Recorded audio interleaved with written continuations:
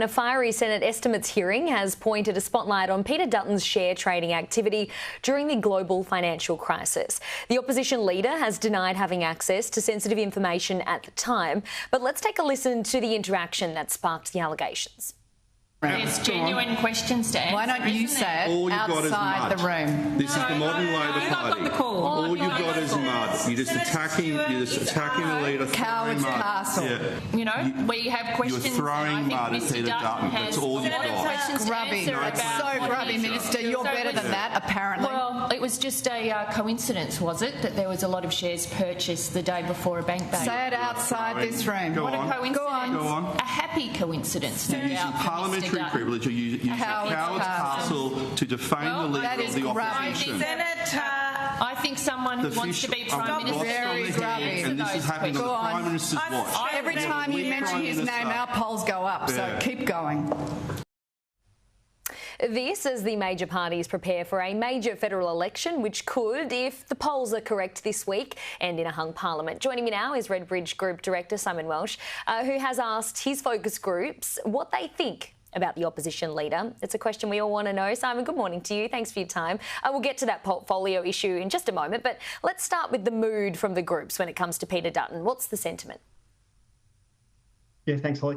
Yeah, it's interesting. I think there is still a fair bit of sort of lack of definition around Peter Dutton. People really sort of aren't sure what he stands for, what he's going to be bringing, you know, as a sort of the alternative Prime Minister, potential Prime Minister after the next election. But there's some interesting nuance around that. So certainly you've got people that don't know a lot about him. You know, he's sort of a blank space. And I think what we're likely to see over the next couple of weeks, and indeed has probably started already, is both sides trying to define him. You know, whether it's the housing, his housing portfolio or the stuff that was just being talked about there.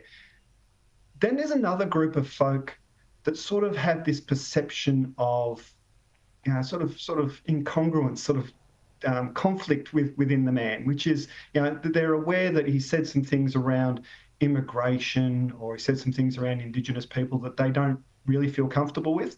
But on the other hand, he's also talking about cost of living, reigning in supermarkets, these sorts of things, and that sounds good. And so there's this sort of tension about, you know, will the real Peter Dutton please stand up? You know, which one is it?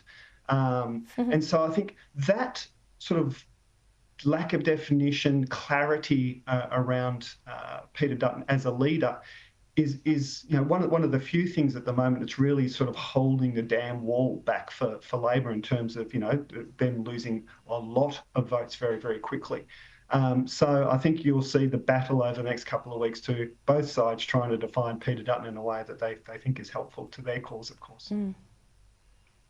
Oh, some really interesting points you made there. I mean, Peter Dutton performed well in the recent polls, really well, but on a personal standing, Anthony Albanese is still ahead, and it seems that Labor is really taking advantage of that and sort of critiquing Peter Dutton at a personal level this week. And as you said, like his history on certain things like the health portfolio, his property portfolio, the shares debacle. But I've seen some recent social media posts, particularly being pushed by influencers in a negative light against Peter Dutton. I've seen several, particularly over the last week, on TikTok, actually. Now, their concern, as you mentioned, is Indigenous people, but also his stance when it comes to immigration. But we saw in the US that influencers or Hollywood stars sharing political views actually backflipped on Kamala Harris and her campaign. What's your take on all of this at the moment and attacking Peter Dutton at a personal level? Yeah, this is where things get really complicated, because what works for one part of the electorate no longer works for the other. You know, we've really sort of splintered and atomized it as a sort of a political community, if you will, if I can use that term. So certainly, I think the sort of the Timu Trump is the kind of thing you're referring to there that has been getting a sort of a bit of a life of its own among, you know, progressive leaning young people, hyper engaged on social media, a very particular cohort.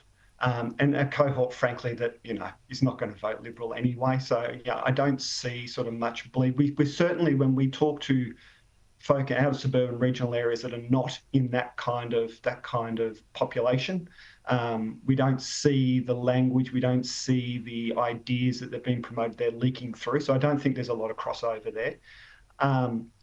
And even if you take, for example, the housing portfolios stuff that's sort of running, I think, this morning, is absolutely that is not good for certain cohorts of voters. Again, particularly young people, particularly people that are, sort of struggling in the rental market and those sorts of things, where we know there's this pre-existing sort of cleavage between themselves and those that are asset wealthy. We know that. But if you also then look at some of those aspirational voters that were so critical to Scott Morrison in 2019, that sort of individual success, individual wealth plays well with those sorts of audiences. So, it's like a game of whack-a-mole where you're doing something, a message that works well for your cause in one particular audience may not be playing so well in another. So there's going to be all sorts of needles trying to be threaded here in trying to create this kind of thing.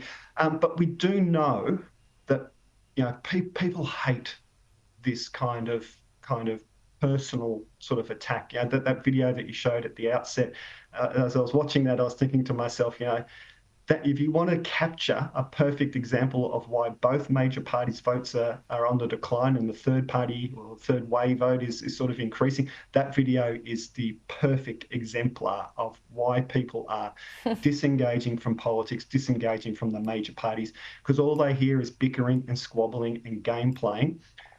That's what you're worried about when I'm struggling to put food on my table. I'm making decisions about paying the rent and paying for groceries this week.